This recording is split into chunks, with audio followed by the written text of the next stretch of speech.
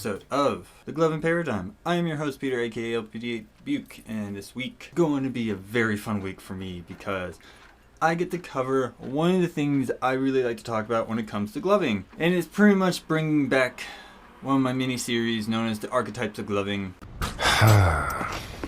And then this week, we're going to be covering my particular style that I don't say I created, but is something that I've talked about in length with a lot of people. And a lot of people have been showing interest in it. And so I feel like what better time than now than to cover my particular style, which I call phasing. That was so terrible, I think you gave me cancer! Now, here's the thing that I want to kind of address first. No, I did not create this style. I'm merely trying to popularize it by bringing awareness to it. This is something that I've been working on in terms of my particular style for as long as I can think of, which would probably be at least 8 years of my 10-year career. There's a lot that goes into this particular style. And so I want to try to cover as much of it as I can and try to be as concise with it as I can. So first things first, we need to define what phasing is. So the definition of phasing is basically a gloving style that utilizes the multiple modes that microlights have, along with the color theory application to produce a cohesive display of synergy. That is basically what phasing is. Phasing in a rudimentary way is literally you're just clicking through your modes throughout your show and you phase through your modes. Wow! Phasing. So, that is basically the most rudimentary way I'm going to explain phasing to you, is that you utilize the multiple modes that your microlights have, whether it's say 2 or more modes, it doesn't really matter. It uses multiple modes. It can go from anywhere from 2 modes all the way up to however modes your chip has, whether it's 5, 6, 8, or 12. I don't really know how many of the other ones are. But yes, there are chips out there that have multiple modes, and there is a way to utilize those multiple modes in a cohesive manner to bring out a new style. Are you sure about that? Again, I did not create this. This is something I feel like kind of just existed since the existence of multiple modes on microlights. It's just somebody didn't put the words together to come up with a cohesive style, which is what I'm trying to attempt now. You're the AT&T of people. And I know so many people are probably going to say I'm stupid for doing this, but I don't care. So, that is one thing I will certainly say about phasing that's the most rudimentary way. The other thing I'll also say when it comes to phasing, phasing can be adapted to any style. It can be adapted to conjuring, kind of. It can be adapted to impacting. Have I seen people in impacting do this a lot? Not really. But I know there's a way to make it work. Say what? Not everybody's going to be up for it, but there's a way to make it work. So the other thing I will certainly say when it comes to phasing as a particular style is that it's not dictated by set amount moves. Like impacting has a lot of set amount moves, and it's just usually just, you know, remotes and flashlights and things like that. You know, you have these staple moves. Phasing doesn't really follow that kind of thought process. Basically, phasing is dictated on how you utilize the method of changing your modes. So you can either do all at once, you can do a couple at a time, you can do, you know, all of them throughout the course of a quick second. Whatever the case may be, there are different variations that you can actually go about it. Which kind of segues into the next part, which are the variants within this particular archetype. Yes, archetypes can have variants to them. It's insane, I know. People might be losing their minds right now. No, they're not. If you're losing your mind over this thought process, I'm sorry, but allow me to further explain. No. So, there are 4 categorized variants within the phasing archetype, okay? Okay. I didn't dictate these. These are the common motifs that I've seen throughout my career and seen other people have done that would be categorized in this particular archetype. So, with that being said, we have one. The first one I want to cover is known as the pulsar variant. The reason why I call this the pulsar variant is because it's rather simple to do. Its simplicity is so simple that people are just like, oh, that's just clicking all the way through. No, I call it the pulsar variant because it feels like you're literally pulsing through your modes. So, who popularized this particular variant? Well, VisionQuest is the one person I will point to who really popularized and exemplifies this particular variant of the Pulsar variant. Which, if you're watching my YouTube video now, you're probably watching me put in a clip showing VisionQuest doing his thing and changing his modes, and I'm going to show you that as an example of how that is considered the Pulsar variant, because if you're watching it, you're seeing him literally just close his hands, and then once he opens his hands again, they're all the next mode. That's Pulsar. It's literally you are clicking all of your hands, or clicking all of your lights in your hands all at once and going into the next mode, because you basically pulsed into the next one. That is the Pulsar variant. Wow! That was amazing! The main thing that people need to understand when it comes to this particular variant is that it utilizes the Umbra configuration, which if you don't know what the Umbra configuration is, it's with my light configurations episode, which is basically all your lights are underneath your fingers. That is the Umbra configuration, alright? So he utilizes that particular configuration in his hands and uses that in conjunction to pulse into his next set. So that's what makes it the Pulsar variant. It's one of those things that I will definitely say that people need to understand, that in order to be considered a Pulsar variant is that you have to change all of your lights simultaneously on each hand. Not both at the same time, because you can sit there and have one be one and then change the other one to the other one to show that you're changing and then change the other one. But when you go to change, you have to do all of them at once. That's how it works. That's what calls it the Pulsar. Now, the next variant that I want to cover is known as the Constellar variant, or Constellation for short. The reason why I call this Constellation is it's going to be very easy to understand once I kind of explain why I call it the Constellar variant. And because first thing I want to cover is that YuMelon is the one who popularized this. This is somebody who showcased this particular variant within the Phazing archetype that I don't see a lot of people think about when it comes to utilizing their modes and pulling this off. Especially if you have any chipset that offers mode reordering that allows you to have either a 2, a 3, or 4, or 5 mode chip and configure in that fashion. Because when it comes to the Constellar one, typically you want only 2 modes, and the reason is because when it comes to the Constellar archetype, as you are watching the video of YuMelon demonstrating it, is that he's actually just reconfiguring the colors on each finger. So he's only using 2 modes, as you can see, with red and blue, and he's just reconfiguring where the colors are sitting on his fingers. And you have different variations of that happening throughout his show. Okay, I will clip it all in here so you guys can see all the different variations of how he's moved from one configuration to the next. The reason why I call this the Constellar archetype is because it's like reconfiguring constellations on the map. Okay, it is literally like you're mapping out constellations on the map and you're showing it, and being dictated through the colors that you're using is what it's going to be. So it really exemplifies utilizing the color placement to exemplify the movesets that this person is using. Okay, that is the Constellar archetype. That is the Constellar variant. That is what it is.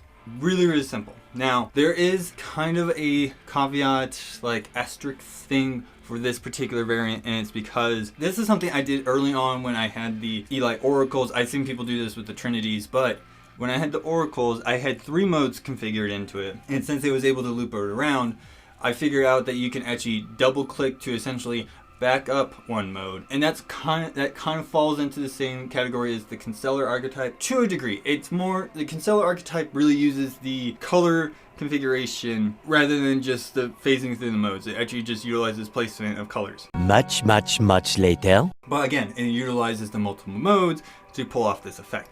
Hence why it is known as part of the Phazing archetype. Nice. So now we're going to get into my variant. And what I call my variant is the Spectral Phazing archetype. And the reason why I call it the Spectral one is because it literally just slowly moves through the modes as you're going about your show. And you slowly phase from one mode to the next. It's kind of like a morph phasing setup. Didn't want to call it that because morphing is already its own definition within the gloving community. So I went with more of a interesting spectral kind of configuration. And basically, you're utilizing both your color configurations and your flash pattern configurations to move through your modes, and you got to level of synergy that actually comes about utilizing this particular variant of phasing. And it's because you can either hide your changes and your phases with the utilization of your colors and your flashing patterns. So I will be putting it on here, but I had old configurations where it was, sets of fingers were one setup, and the other fingers were also set up in a different way. And when I wanted to change and phase into the next set, one set of those fingers would actually match the colors of the other ones on the first set into the second set, therefore blending in, hiding it by the color palette. The only thing that's going to be telling you the difference is that the flashing patterns would be changing. So if they are recognizing that there are different flash patterns within this color set that all of a sudden just turn homogeneous, as lack of a better term, then when I click into the other ones to finish out the phasing process, that's when they're going to realize that's the next set. That's why I call it spectral, is because it hides. It's kind of spooky type theme. Oh, brother, this guy stinks! So, like I was saying, your color theory and your flash pattern manipulation is absolutely crucial in this particular variant because, at least for me, because this is the one that I do a lot, this is the effects that you're trying to do. You're trying to not necessarily hide your mode changes, you're trying to hide it so therefore you do not break the trance, you do not break the hypnotism of your viewer. It's one of those things I noticed with a lot of people, if they just kind of start switching it through, or they start doing this stuff like this to kind of hide their mode changes, a lot of the times the audience is going to know. For me, in specific, one of the things I would say to kind of pull off like the hidden effects of phasing through your modes, especially if you're using the spectral variant, is that you basically say this is the viewer's head, is that I like to come off to the sides and do my mode changes like so. So I'm kind of hiding it out of view as I do my mode changes, but I'm also just hiding it through the movements. You know what I mean? You can literally hide all those mode changes through movements. Now I know you guys aren't seeing what I'm doing, but I'm basically touching the tops of my fingers, therefore showing that I'm changing my modes in that fashion. Okay. And there's so many ways that you can hide it. Like, if you're literally somebody who does his mode changes like so, like you can literally do pass-throughs to hide those mode changes. And as you're coming back to the forefront, they're going to notice that they're different. Therefore, you're starting to get them to be aware of what is happening within the show. Usually, once people start to realize that the modes are changing, it's already going to be too late and you're already going to be in your next mode by the time they realize it. So, the last variant I want to cover when it comes to phasing as an archetype is known as Flux. Now, Flux is a very interesting particular variant because Flux can actually be applied to any of the other variants. This is kind of like a tacked on little like cherry on top of the ice cream type situation, if that makes any sense. Nope, stop talking, go to jail. So allow me to further explain what Flux is. Flux basically is the variant that focuses either on just the color palette or your flash pattern palette. So what do I mean by this? Is that either you stick with one flash pattern setup, so let's just say strobe or strobey, depending on which one you like. Whatever your favorite flashing pattern is, you're going to have that throughout all your modes. So say hyperstrobe. Hyperstrobe is going to be on all of your modes. What is going to be different is your color palette. Your colors will be changing. And that is the only thing that's changing. Everything else will stay the same in terms of your configurations. Your flashing patterns are going to stay the same, all that stuff. Only your colors and your tints change. Or, in the inverse of that, you stay with the same color palette throughout all of your modes, but you change the flashing patterns. This is what I call Flux. It's because it's so subtle that not many people are going to notice it immediately, but the people who do pay attention to that stuff, they're going to see it and they're going to be way more immersed. It's one of these things I will certainly say with this particular archetype, it brings a level of immersion to, at least in my opinion, to my viewers. My viewers are way more immersed once they actually talk to me about what they were experiencing through the show, and when they talk about, oh, I started noticing when the mode started changing and stuff like that, but it was so subtle that I was way more immersed. That's the idea. So when it comes to Flux, Flux is very, very, very subtle. You can apply this to any of these other variants that you have out there. But do keep this in mind, that when it comes to Flux, it's usually just dictated on which one you're trying to flux through. Are you fluxing through colors, or are you fluxing through flashing patterns? That's the idea, okay? So, let's move on to the next part, which is known as the technique. What is the technique that people need to learn when it comes to the phasing archetype to pull off the effect? Really simple.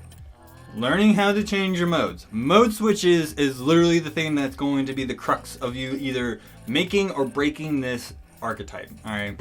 I heard that. I wish I didn't hear that, but I just heard that. So, depending on your configuration is going to dictate your method. So if you're using all underneath, or the Umber configuration as I refer to it, you're going to go with the Pulsar variant, which is what VisionQuest does. Very simple, it's very quick, And a lot of people actually enjoy that kind of variant very easily, just because you literally just change, all of a sudden it's different. Change is all of a sudden different. You have this very quick change that the audience is going to immediately recognize and immediately just keep going with it. They just recognize that it's changed and then keep going. If you're doing the Constellar archetype, if you're doing the Constellar variant, you don't have to have them all underneath. You can do them all underneath. There's nothing wrong with that. I don't think anyone would ever disagree on that one. But you can all have them all above too. It's all about how you kind of hide your mode changes. A lot of people will either do these kind of setups where you use your thumbs to just do it, or I know a lot of people do it to, in their whips to hide it. I used to do that, is I will use my whips to hide my changes. A very, very common way that a lot of people do it, especially when they just want to change to the next mode. They'll sit there and they'll do this little number and they'll do the change. You can do that. To me, if you're going to sit there and do the changes by going like this, you're literally telegraphing to me that you're changing your modes. I think anyone who's not even have like a tertiary understanding of gloving is going to know that you're doing mode changes, and I get to that point where it kind of breaks the illusion for me, and it doesn't break that for everybody. It breaks it for me, and it's just because I've been doing this for so long that if I see you do that, it breaks it. Is it wrong to do that? No. If that's how you want to do your mode changes, that's how you're going to do your mode changes. And I'm not going to tell you that it's wrong. To me, that's what happens. It detracts for me. 3 days later. Now, like I have said, there are different ways to go about it. If you are doing all underneath, which my recommendation, if you're going to get into this particular style, start with all underneath. Because what you're going to be doing as you have them all underneath is that you're going to be building those muscles and the strength in your fingers to push those buttons that are going to allow you to do it when they're above your fingers. Yes, that sounds convoluted. It sounds dumb. It's funny because it's true. It's the truth though, because when I first started doing this back in 2012 or I want to say 2011. I'm going to say 2011. 2011 is the earliest inclination I can recall. Ugh, you're the worst. I had them all underneath. I used to do the whole Umber configuration where I had all of them underneath. And it worked for me extremely well because I was able to sit there and just hide these changes and let myself do these things where, if you're watching carefully, how I'm pushing down on all my fingers, allowing me to do the changes. Yes, I like doing some light changes in front of my audience. It does kind of shock them awake through the trance, but it does not pull them out of the trance. Surprisingly enough, it doesn't. I know, it's crazy. Oh my goodness, he said something crazy. Stop it. Get some help. Anyways, so you do have various ways to go about it, alright? You can do it all at once, you can do it over time, or you can just do certain ones throughout the show. You don't have to do every single light. You can have like your index and rings stay the same throughout your entire show and only change your thumbs, middles, and pinkies. That's fine too. I've seen plenty of people do that as well. To me, it all depends on how you want to utilize this particular archetype. Do you have to use 4 modes? No, you can do as little as 2. You can do little as 1, but that kind of just turns into conjuring at that point, in my opinion. That's just me though. How dare you! But you can do as little as 2. You can have as many as 8 because the Eli Oracles had 8 modes, and so do the Ions. But I'm not going to get into the whole lot of detail of that. But you do have these kind of setups. So another part of the technique, or I should say, another good portion of this technique for people to really want to utilize is sleight of hand. Yes, we're going to use street magic to help us pull off the technique that we need to hide changing our lights. If you're like me, I do like hiding the changing of the lights because then it brings a level of subtlety to your entire show. And only people who are actually paying close enough attention are going to recognize these changes happening and appreciate it because it comes with that level of subtlety that a lot of people do enjoy. Yeah, so when it comes to your mode switches, especially like with sleight of hand, you can either do it out of frame or out of view, depending on if this is over a camera or in front of a person. You do, as I like to do, is I like to come out here to hide it. So here I'm just doing this, right? Click, click, click, click, click, click, click, click, click.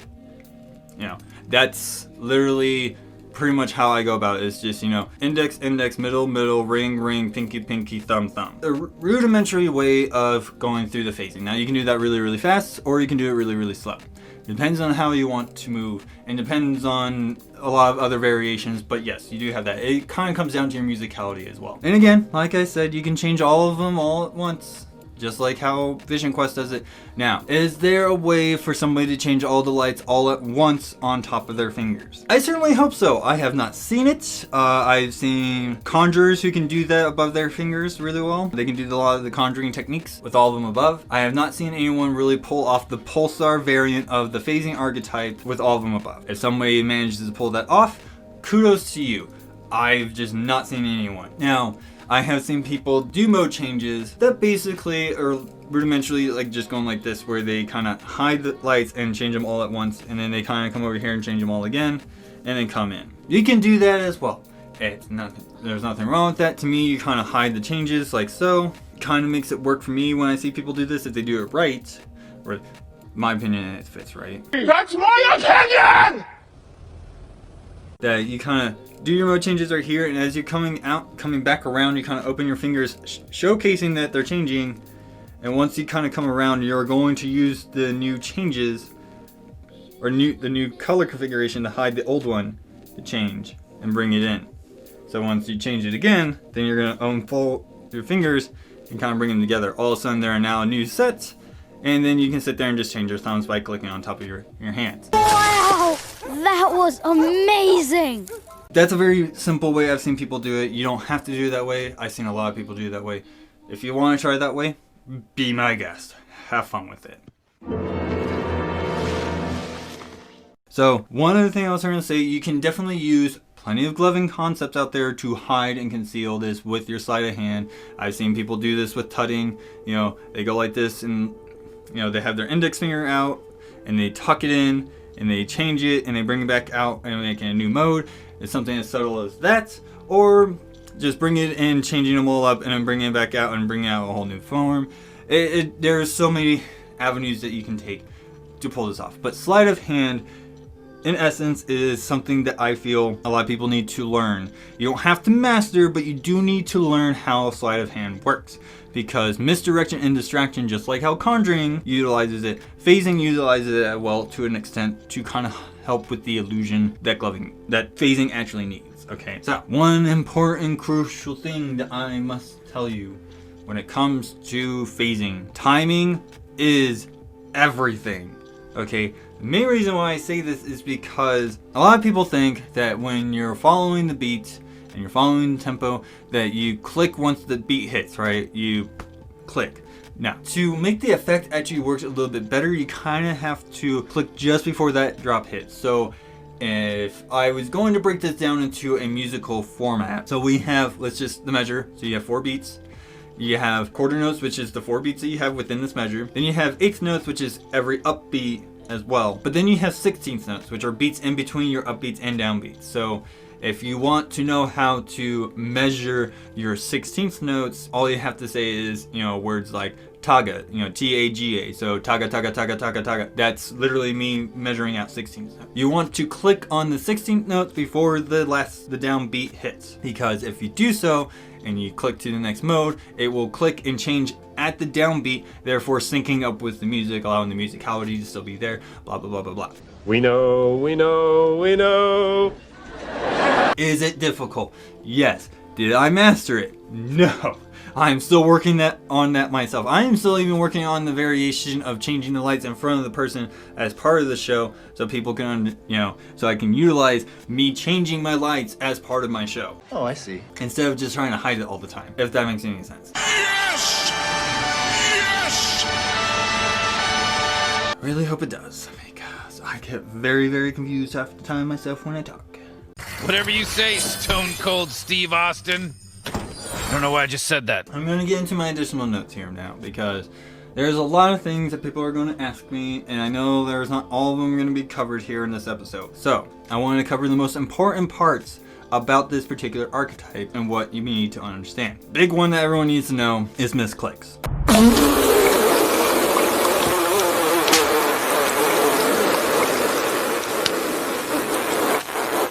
Okay, misclicks, yes, is a thing. It is a very troublesome thing that does happen within your show. It will take time for you to perfect this technique of changing your lights and changing the configurations and so on and so forth. It took me a long while to get there. Like I said, I started with the Umber configuration where they're all underneath before I actually started moving over to what I call the Ender's archetype configuration, which if you don't know, these are on top, these are on bottom.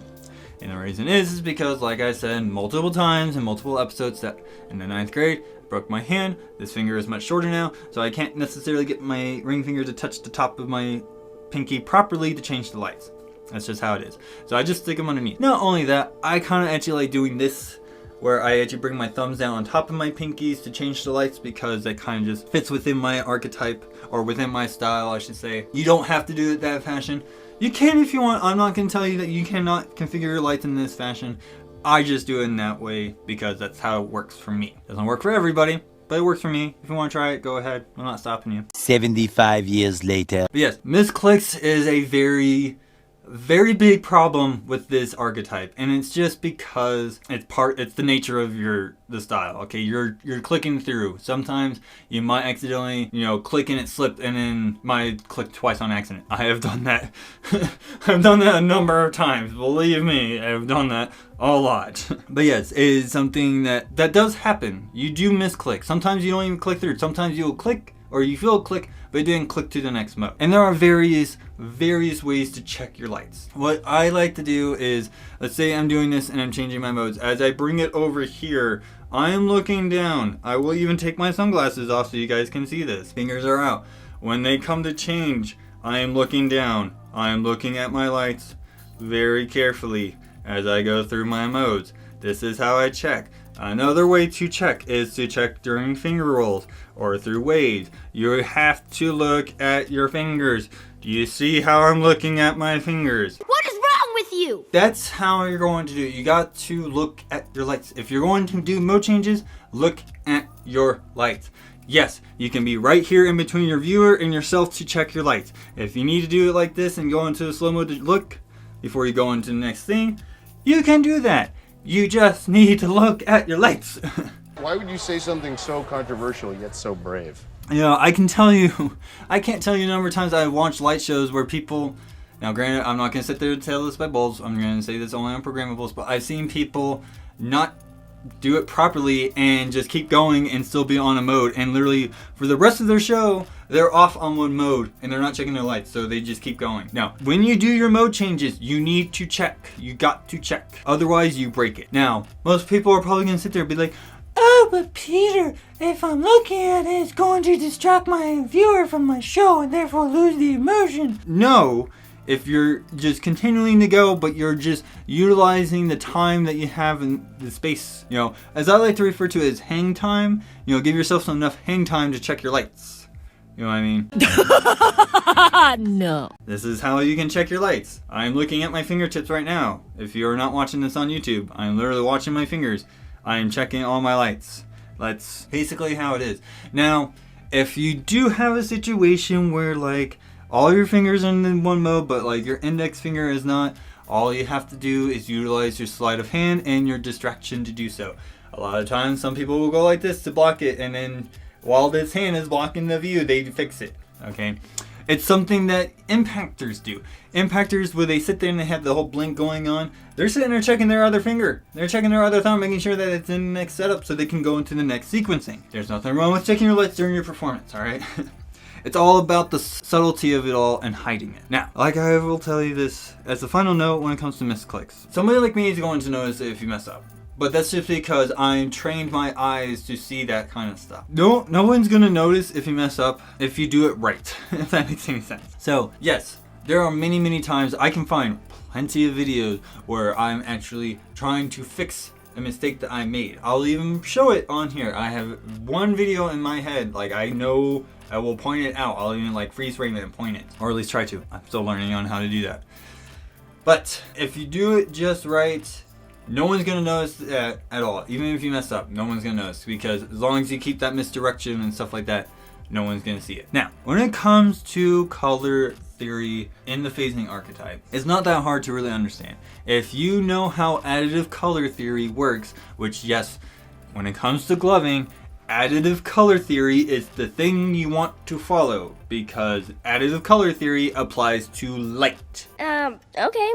We are using light to create the colors. Therefore, use additive color theory as a basis to make this work. So, you can make your own models to follow. I would certainly say use additive color theory as your base so you can understand that is the properties that we are operating on.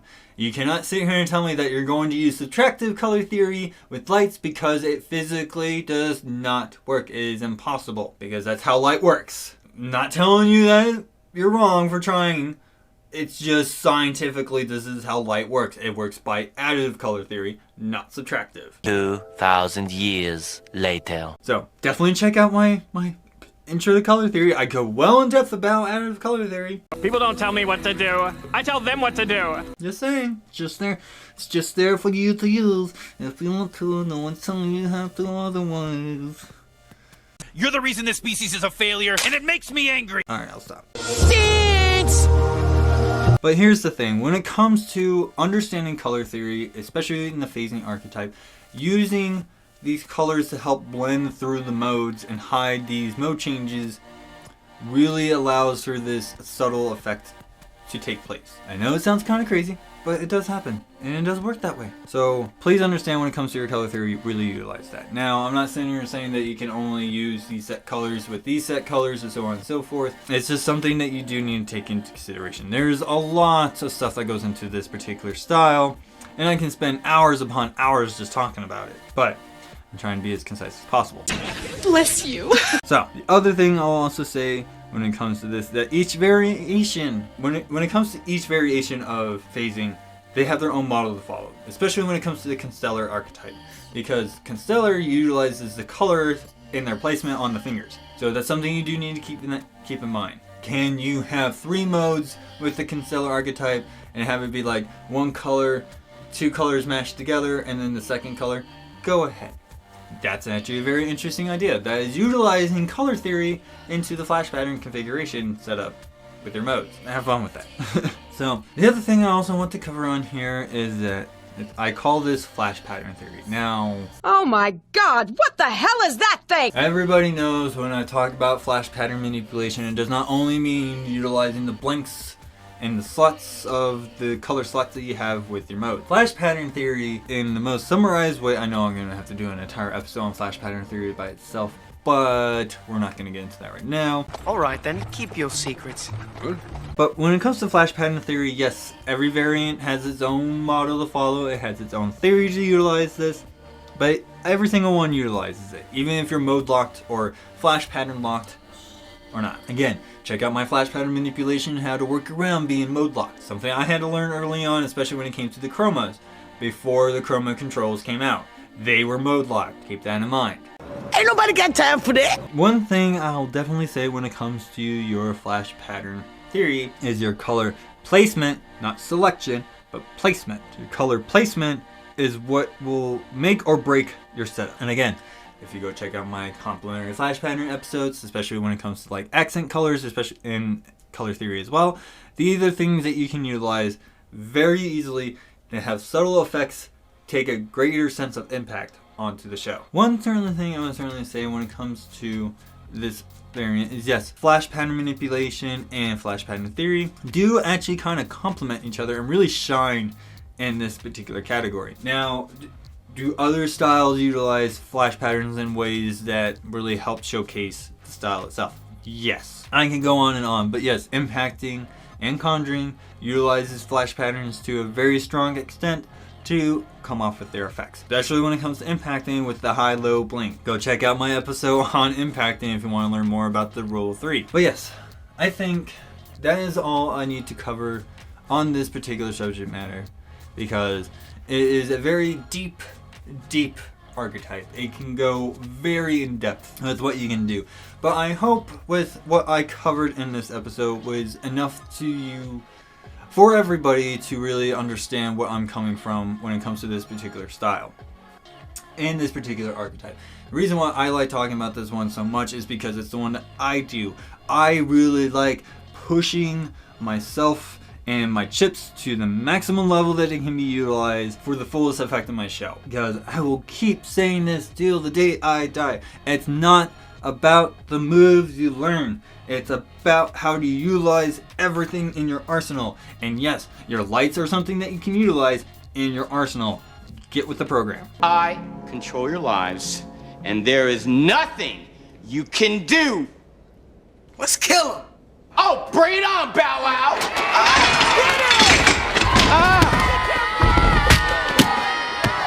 Is that all you got? But yes, that is all for my episode. I would like to say thank you to everybody who's been watching / listening. Thank you to everybody who has been subscribing to the YouTube channel. If you have not subscribed, please, for the love of God, go subscribe. It's absolutely for free. I don't see why it's going to be so hard for you to do so. Should we bail? Works for me. Wait! If you liked what you see on here, please like the video. Leave a comment. Drive the engagement. Because for the love of God, people need to know that I'm out here trying to make this kind of content for them to get into this particular style. Nope. Stop talking. Go to jail. And to this particular art form altogether. So please help me out. It's absolutely for free. But if you have any questions that I did not cover on this episode, you do have the various social media platforms you can hit me up at. They'll all be linked in this episode's description. If you're listening to this on Anchor or wherever, you'll find them there. If you're watching this on YouTube, you'll find them there, also at the end of the credits. You can hit me up on my Facebook. You can follow me on my Instagram. You can hit me up on my YouTube. You can also hit me up on my Discord. My Discord link will be down there as well. You can also find me on the Worldwide Glovers Group Discord chat, which a link to that will also be down in the description. I actually asked the admin for permission to do so, and he said go ahead. So, you have those various places. And of course, if you like the content that I create and wish to help me make better content, you do have the option, the wonderful opportunity to support me on Patreon. Adios. Adios. Guys! Class is over. I'm trying to get you to leave. Oh. Pick that up. Yes, as little as $1 a month will get me to my first goal of trying to do this full time, so I do not have to do a day job in order to supplement the costs that needs to go into doing this. But yeah, thank you so much for watching / listening. Thank you so much for your quiet, silent, moral support on this endeavor of doing this. If it wasn't for the silence, I don't think the show would have gone as long as it has. One eternity later. Or maybe it would. I don't know. You guys don't tell me anything. But yes, that is pretty much all for my show. Thank you again for watching. I absolutely love you guys, but I am your host, Peter, aka LPD8 the Buke, and I'll see you guys all next week.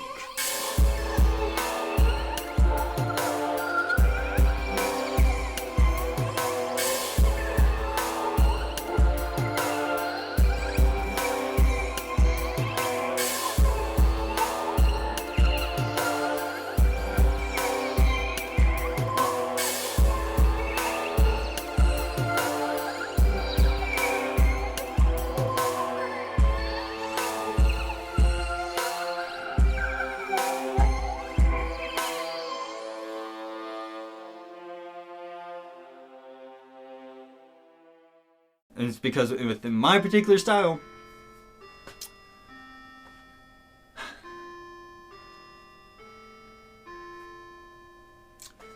It's over now. We gotta go.